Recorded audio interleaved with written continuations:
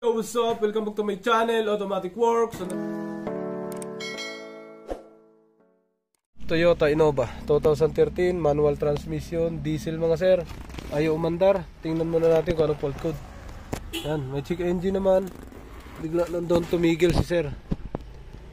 Napakainit. Dito tayo sa Manila, Reyes Street. Sa hindi ko alam anong lugar to. Vehicle manual select. Hanapin natin Kijang. Toyota. Tatlo lang siya. Fortuner, Hilux, Innova, Kijang. 2009 pataas. Without 13. Quick test. Walang fault code. Sa EBS meron. Sa engine wala. Ayan, pumasok agad siya. So mali yung una natin pinasok na model yan. Manual, ayos lahat siya oh. Engine, SRS, ABS. Ano to? Low battery positive voltage or abnormally high battery positive voltage. Alright, tapos live data natin. All data.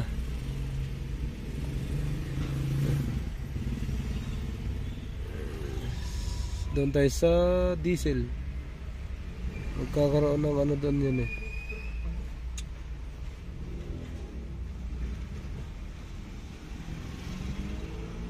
Ayun o, ACB current to.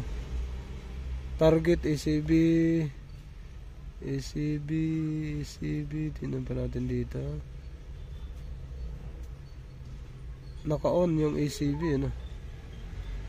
Start tayo, manual. Start. Wala. Nagigisa lang namin. Sige. Meron naman. Dito tayo. Subukan natin start. Crank muna. Crank.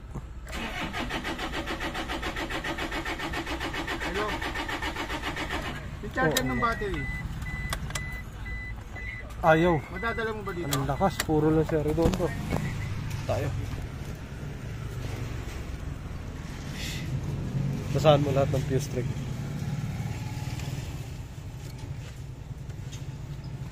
Sige.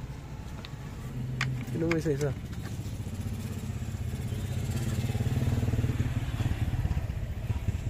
Sasama pala sa plug yung Doon ka sa loob.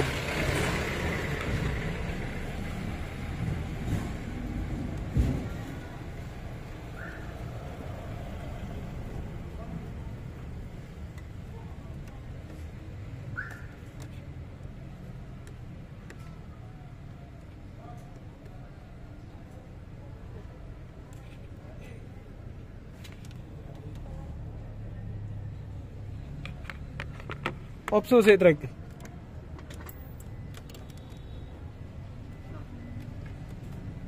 On.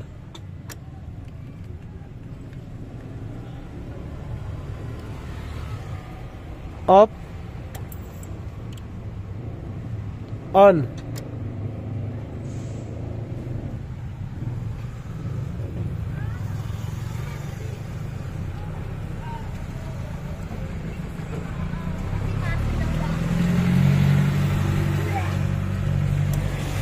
Yeah, mga sir, tinignan natin yung ECB ni sir sa ilalim yan.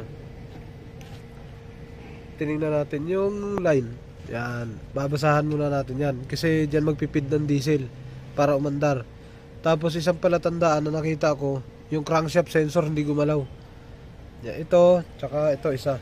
Yan, tingnan natin yan dalawa. Troubleshoot muna.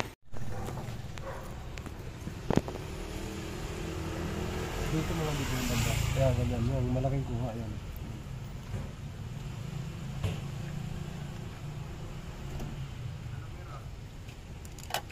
Dapat 12 volts. Dapat may 12 volts sa ECB. Pulihin muna natin yung 12 volts. Dapat mo lang yung yan. ECB, dapat may 12 volts. Ito. Wala. Itong kabila, ground. Sa ECB, yun, ground ng kabila. Naka positive eh.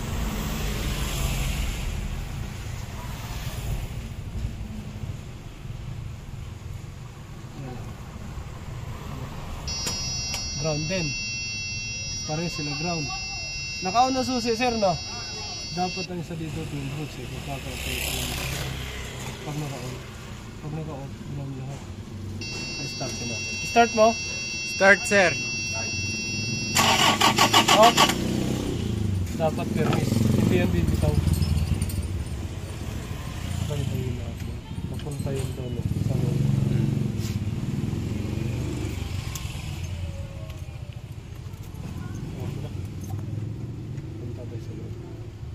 Yun. Dinasahan natin yung oxygen, crankshaft sensor dito sa kabila sa van. 2KD siya. 1KD siya yung kabila, 2KD. So halos parehas lang, kulay lang nagkaiba ng crankshaft sensor dun. So dito ang reading niya 3.5, 3.6. Doon sa kabila bagsak, 1 lang lahat. Okay. So crankshaft sensor mismo 'yun. Yan. Ito yung reading ng yan. Dito tayo magbasa. Ito yun, yung dilaw. Yung dilaw yung positive yan. Pag tinusok dyan sa positive na yan, sa dilaw, ang reading yan signal. Mag-aabot yan ng 3.6. Ito yung reading doon. Sige, try crank mo. Pag hindi nag-reading ng 3.6 yan, mababa. 1.6, 1.3 hindi aandar. Crankshaft sensor to eh. Start. Wala oh. 1 lang, hop. 1 lang, di ba? Hindi umangat, hindi under yan. Yung kabila, hindi na natin pwede basahan ito kasi ground na to, ground ng ECU, ayan, isa ground ng ECU yan. Ground ng ECU, ito to, kulay asul, ground ng ECU. Para malaman ground ng ECU sa diagram saka ito. Krige, start mo. Crank. Meron yan, ganyan reading ko sa kabila. Up! Etong kabila naman, yung white na yan, yan ang ground ng sasakyan. Sige, body ground. Crank, point ko lang yan. Sakto lang. Up! Kung anong reading ng dalawa, parehas lang sila. Point lang, 0.2 hanggang 0.5. Yung isa lang ang may problema. Ngayon, pwede natin tingnan yan. Galing dito papunta doon kung walang putol. Pero tingin ko, crankshaft sensor talaga wala, sira. Yan yun, dito pumunta yan. Yellow, blue. Hanapin natin dito. Linya doon. Yellow, blue, tsaka white. Yan.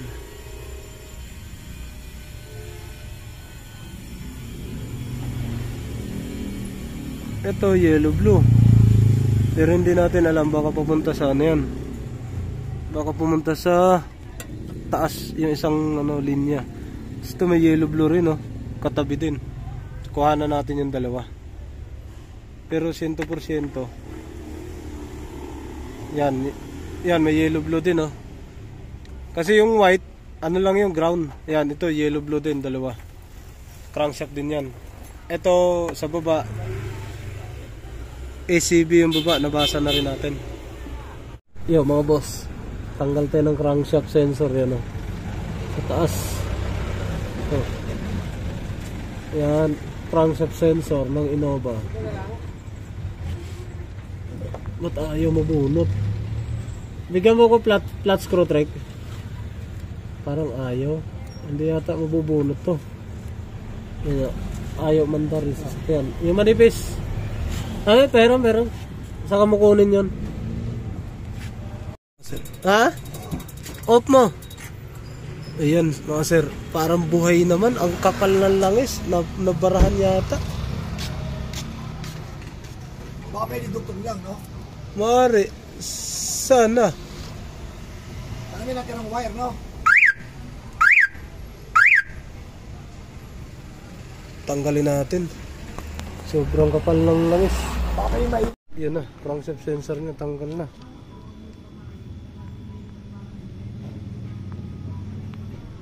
Biglang tumunog no, nung natanggal to, no? Oo, tatatatanan yung mga gano'n. Oo, punong-puno lang lang eh, ano eh. Ayan, Toyota. Humigop ng ano, yung kapal ng oil sludge. Linisan ko muna dun. Dito yata dumikit eh. Maaari dito dumikit yun. Yun, dito mga idol, nagpahinga muna tayo kasi napaisip ako sa trouble ng sasakyan. Niisip ko muna, minumuni-muni kung anong sira ng sasakyan ni sir. Kaya nung naisip ko na doon tumama yung sira. Yo mga sir, mandar na. So sa crankshaft talaga dito. Saan galing yung binaklas natin kanina. Basahan natin. Yan na. Ito yung positive oh, yan oh. Straight talaga yan.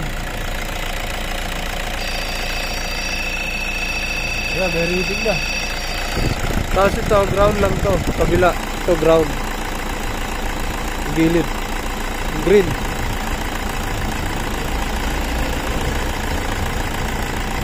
Tapos itong kabila din, ground din. Dilaw-law supply dyan. Kala ko ECB na eh, kasi paandar na siya kanina, nawala. Ito low power naman to pagka ito ay sira. So hindi pwedeng hindi umandar yan. So ito low power yan. Ito low power din. Low power knocking. Wala siyang fault code. Kaya lahat ng fuse buo. So buo yung reading sir ano.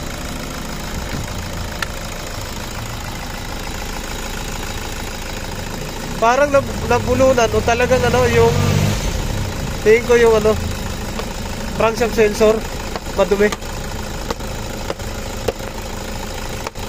Yun ang nagiging cause nun. Ha? Hindi, yun na yung mismo. Oo, yung parang umaatras eh. Kaya sabi ko ako na mag-start kasi parang umaatras yung ikot nito, parang bumabalik. Baka napipigil ka ako yung puwersa ng RPM pagka pinaandar nyo. Hindi ko na napakan yung Silinyador? Ay, kaya. Pampira, parang bumabalik eh. Sabi ko, parang bumabalik. Kaya yun, ako na magpa-start. Tapos ang palatandaan ko kasi nung pinaandar ko, di ba tinawag kita? Sabi ko sa iyo, hindi umaangat yung RPM. Yung unang andar namin. Sabi ko sa may-ari, tingnan mo. Kasi nagkuha pa kami ng computer. Ano, kanina hindi umaandar. May power naman. Ayan, sumisipon. Hindi na, okay na. Hindi natin tuduhan, may power naman eh. Off natin ulit. Yung RPM kanina ito, hindi umaangat. Patay lang siya. Pag in-off mo, saka siya pipitik aangat. Kaya sabi ko sir, tingnan mo. Ngayon, nung pinaandar namin, ano, on, start. Yun, nasabi ko sa kanya, ang angat niya, gumaganon kanina. So, hindi ko lang na-videohan hanggang dito. So, nagbago siya nung nalinis. Pero, nung hindi pa nalinis, hindi siya umaangat talaga. Pagka nagka-crank, hindi gumaganon. Nasa baba lang. Pag in-off mo susi, saka siya pipitik na ganon. Hindi hirang yan. Naghapon. Dito, tiningnan ko na lahat, oh. Sa ECU. Ay, nako. Scan ulit. Tapos na. Kaya natin nakuhanan ng reading yung crankshaft sensor kanina mga boss. Dahil yung reading niya sa signal 1 point lang lagi, 1 point, hindi siya tumataas. Kaya sabi ko hindi ubra, hindi talaga andar kasi dapat papalo siya ng 3.6, 3.5 tapos synchronize sila dito. Kumbaga iisa sila dito, pumipitik to, kaso sa kanya wala. Iskan natin, clear natin to kasi may binunot ako dito, ECB, crankshaft sensor. Yun lang naman, dalawa, ECB at crankshaft sensor. Tapos yung ECU, nagbunot akong dalawang socket sa baba sa part ng crankshaft saka ECB. Yan, scan muna natin. Yan, Kjang 9, 2K dito without, 2KD FTB. Ay, umandar din, umabot ng hapon. Magmula alas 12, alas 4, napaandar. So wala tayong ibang ginawa. Ito naman siya ay walang fault code. Noong ginawa ko, wala siyang fault code. Meron, preno. Correlation ng preno, fault code niya. So ito, kaya tinignan ko kung umiilaw. Correlation ng preno yung nakita ko, fault code. Yan, correlation. So may scan yata ako nung kanina yung correlation kung ano to ngayon.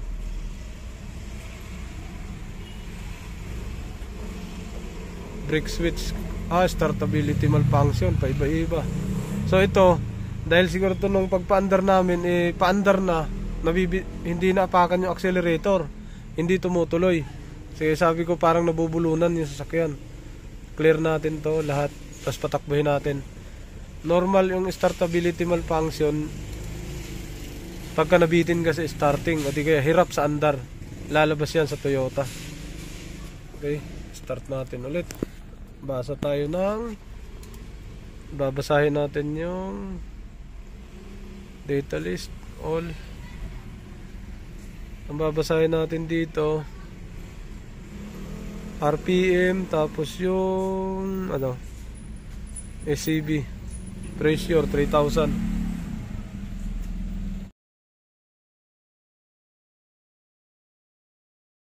What's up? Welcome back to my channel, Automatic Works. So,